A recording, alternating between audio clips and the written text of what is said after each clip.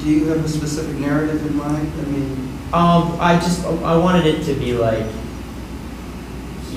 that the object needs to be plugged in, you know, pretty much, and he forgets that you know it's not bound anymore, and it needs that to survive, and then it thinks, oh wait, you know. It seemed really profound, like American imperialism or something. It just seemed to me to suggest some out of control monster.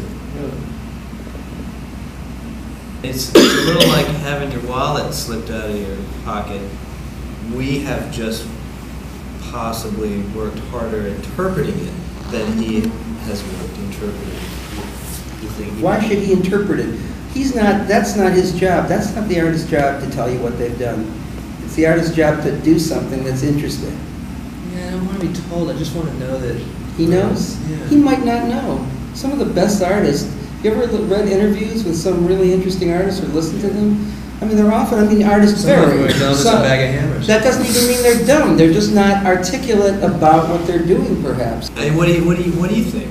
I know what I wanted to do, so naturally I get it, you know. I don't know if anybody else, you know, gets the way that well, I think anybody else is going to read it, and read it pretty closely because of, I mean, you know, Mark read it closely, I read it differently, but closely. It encourages the viewer to interpret it. I mean, I am a great believer in